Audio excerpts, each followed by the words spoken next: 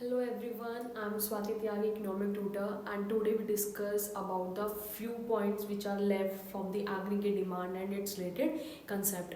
आपको पता ही है कि हम 7 चैप्टर कर रहे हैं मैक्रो इकोनॉमिक्स का। आज जो हमारा कंसेप्ट है, जो मैंने ये वाला पोर्शन आपको एक्सप्लेन किया है, ये आपके बेसिक की पॉइंट्स हैं। आपको पता होना चाहिए कि इन डेफिनेशंस का मीनिंग क्या है। इस हैंड पे जो मैंने ये पूरा डायग्राम ड्रॉ किया है, दिस इज़ वेरी इंपॉर्टेंट, क्योंकि आप प्रीवियस क्वेश्चंस पेपर अपने उठा के देखोगे तो ये वाला क्वेश्चंस आपका most probably year two year आया हुआ है। ठीक है, देखते हैं हम इसमें क्या स्टेटमेंट होगी। Derive saving curve from consumption curve. आपको लाइन पर फोकस करना है, क्योंकि सेम इसकी एक अपोजिट स्टेटमेंट भी होगी। ये वाली स्टेटमेंट क्या कह रहा है? डिराइव मीन्स निकालना। क्या निकालना है आपको? सेविंग कर्व मीन्स आपको सेविंग कर्व निकालना है। किसमें से? From consumption curve. तो ये वाली एक टर्म हुई जिसमें आपको सेविंग कर्व निकालना है फ्रॉम कंजम्पशन कर्व।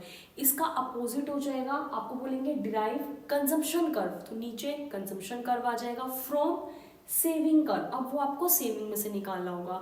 मैं एक क्वेश्चन करा रही हूँ, दूसरा क्वेश्चन और दूसरी स्टेटमेंट सेम इसका अपोजिट हो जाएगा। अब इन्होंने बोला कि आपको सेविंग कर्व निकालना है। किसकी हेल्प से निकालेंगे? कंजम्पशन कर्व की हेल्प से। पता है ऑलरेडी? नहीं पता तो प्रीवियस वीडियो में जाके चेक करना, मैं उसमें कंजम्पशन फंक्शन करा चुकी हूँ कि उसके डायग्राम में वो कंजम्पशनल जो फंक्शन होता है वो फंक्शनल रिलेशनशिप शो करता है बिटवीन कंजम्पशन एंड इनकम। तो सी और वाई दो डायग्राम इसमें हम डिस्कस करते हैं। वाई आपको पता है कि इनकम जीरो हो सकती है, इसलिए मैंने ये बिल्कुल ओरिजिन से स्टार्ट किया है। ये हो गया मेरा वाई, जो क्या बनाता है?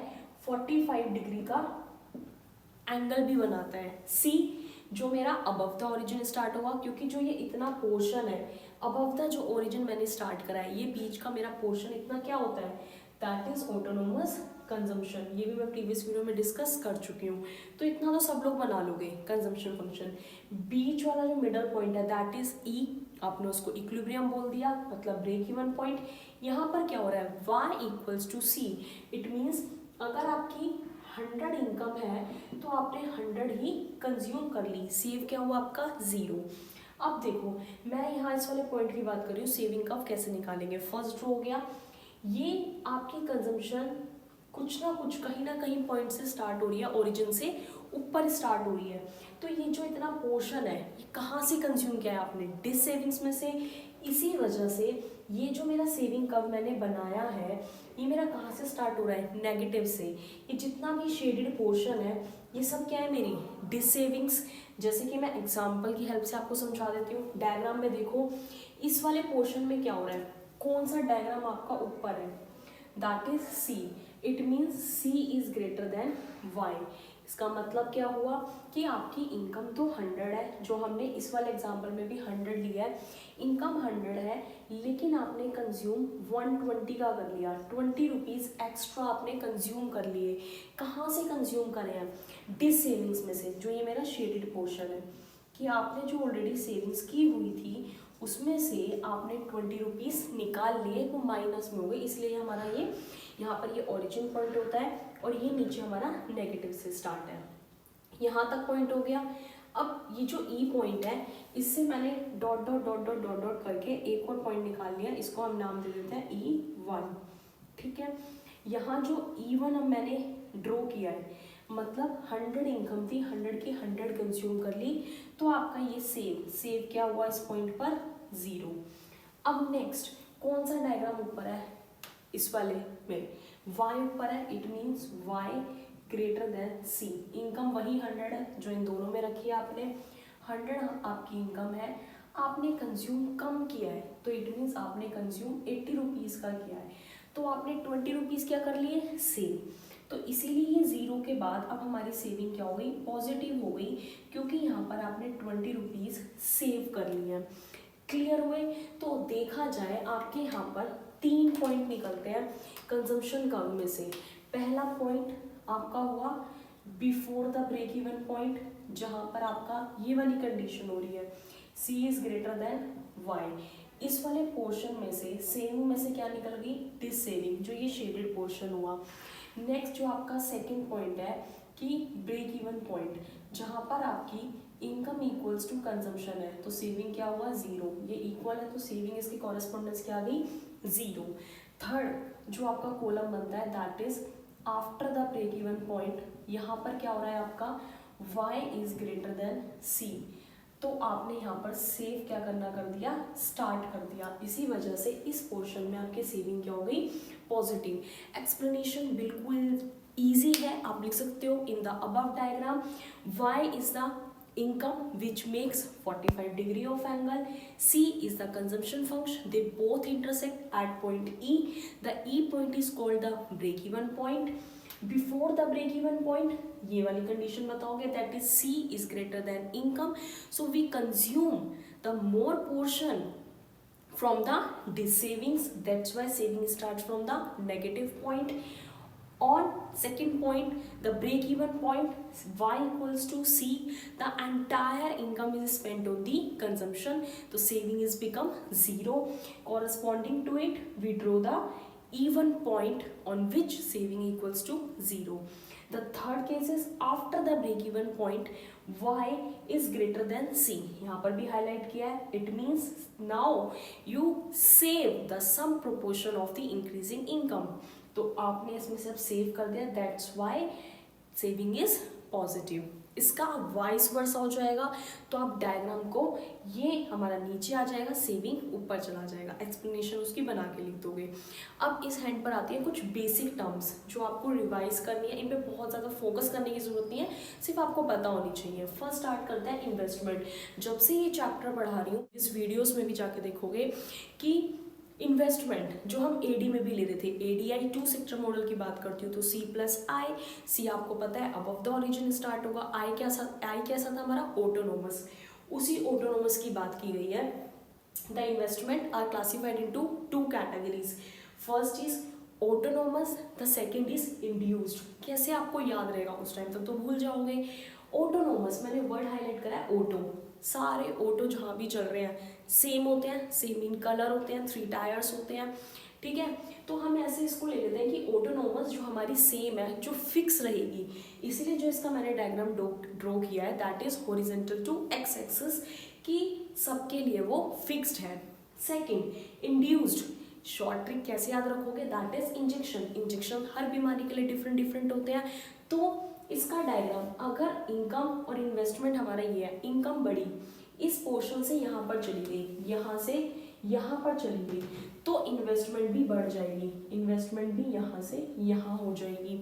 अगर इनकम कम हो गई, अब वाई से इस वाले पोर्शन पर आ गई, तो ये जो इन्वेस्टमेंट है ये भी डाउन हो जाएगी। बीच वाला पॉइंट हम आई कंसिडर कर लेते हैं, इस वाले को वाई, उससे मैंने कंपेयर किया, इनकम बढ़ी तो इन्वेस्टमेंट भी बढ़ गई, इनकम घटी तो हमारी इन्वेस्टमेंट भी घट गई।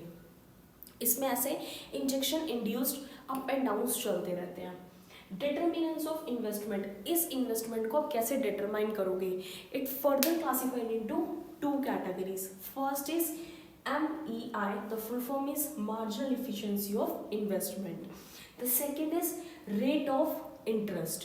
रेट ऑफ इंटरेस्ट को समझ लेते हैं, बहुत ईजी है। आप सिंपल सा देखो, इंटरेस्ट जब आप कोई बोरोविंग्स कर रहे हो, आपने किसी से उधार लिए, सपोज आपने अपने किसी फ्रेंड से, आजकल की बल्कि रिश्तेदार भी पैसे हमें फ्री में नहीं दे देते, हमसे इंटरेस्ट चार्ज करते हैं। तो अगर आपने किसी से पैसे ले लिए तो आप उसको हर महीने इंटरेस्ट दोगे।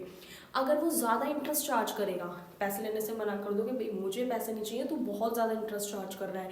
लेकिन अगर कोई और आपको कम रेट पर कम इंटरेस्ट चार्ज कर रहा है और आपको पैसे दे रहा है, तो आप ले लोगे, एक बारी को मान जाओगे कि ठीक है कम ही तो इंटरेस्ट जा रहा है, कोई नहीं मैं पैसे उधार ले लेता हूँ।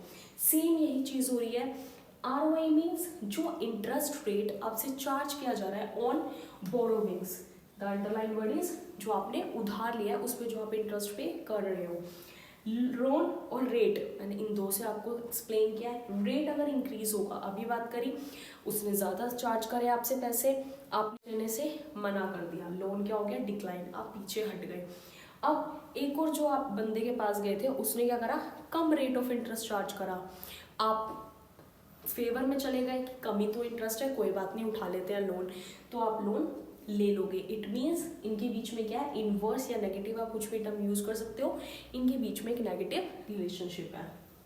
यहाँ पर बात करते हैं एमईआई क्या बोलता है, expected rate of return. Suppose मैंने एक बिजनेस ओपन करा और मैं सोच रही हूँ, एक्सपेक्ट कर रही हूँ, सिर्फ अज्यूम कर रही हूँ कि मुझे 10% का प्रॉफिट हो सकता है। मैंने लेटेस्ट आप वहाँ पर मैंने सोच लिया कि मुझे 10% का रिटर्न आ सकता है। या आपने भी कोई अपने फादर आपके या आपके घर में कोई आप कोई काम करना स्टार्ट करते हो तो आप एक एक्सपेक्ट लगा लेते हो कि इतना मुझे मिल सकता है, जो हम ये सोच रहे हैं। It further classified into two categories. The first is supply price and the second is prospective yield. Supply price word से ही पता चल रहा है जो भी गुड जितने रुपए में सप्लाई हुआ है। ये मैं मार्कर यूज़ कर रही हूँ, 25 रुपये का मिल रहा है मार्केट में, ये क्या है इसका सप्लाई प्राइस। मैंने ब्लेजर पहन रखा है, अगर मैं ये वाइट बोर्ड यूज़ कर रही हूँ, कुछ भी हम जो यूज़ कर रहे हैं वो जितने में सप्लाई हुआ है good, that is supply price. मैंने यहाँ पर एग्जाम्पल दिया है, अ मशीन प्राइजेस ₹10,000। एक मशीन का प्राइस 10,000 है, तो 10,000 क्या है सप्लाई प्राइस। अब प्रिस्पेक्टिव यील्ड की बात करते हैं। यहाँ पे थोड़ा सा छोटा सा स्टाफ मैं पुट कर देती हूँ, इस पे फोकस करना। It means net return. अब आप डिफरेंस देख रहे हो, एमईआई में सिर्फ किसकी बात करी थी, एक्सपेक्ट रेट ऑफ रिटर्न, इतना एक्सपेक्ट कर रहे हो। बट प्रिस्क्रिप्टिव अब आपको नेट रिटर्न बता देगा कि इस 10% में से आपको कितना रिटर्न मिलेगा। एग्जाम्पल मैंने लिया है, रिटर्न फ्रॉम मशीन, हमें मशीन से रिटर्न आया 1200 रुपीज़ का सपोज, जिसमें से आपने एक्सपेंस 200 रुपये खर्चे में लगा दिए, 1200 रुपये आए जिसमें से 200 रुपये मैंने एक्सपेंस बियर कर लिया। नेट रिटर्न अब हाथ में कितने बचे, 1000 रुपये, वही किया है। Net return 1200 minus 200 that is 1000। Now the question is MEI कैसे निकलेगा, यहाँ पर मैंने एक्सप्लेन किया है। MEI formula is supply price. अभी सप्लाई प्राइस क्या था, जो मशीन मैंने 10,000 की ली थी दैट इज 10,000। प्रिस्क्रिप्टिव यील्ड जो मेरा नेट रिटर्न निकला एक्सपेंस बियर करने के बाद दैट इज 1000। 1000 इंटू में 100, वो आप कैलकुलेट कर लोगे, आंसर आ गया दैट इज 1000। तो जो मैं एमईआई एक्सपेक्ट कर रही हूँ कि इतना मुझे रेट ऑफ रिटर्न मिल सकता है दैट इज 1000।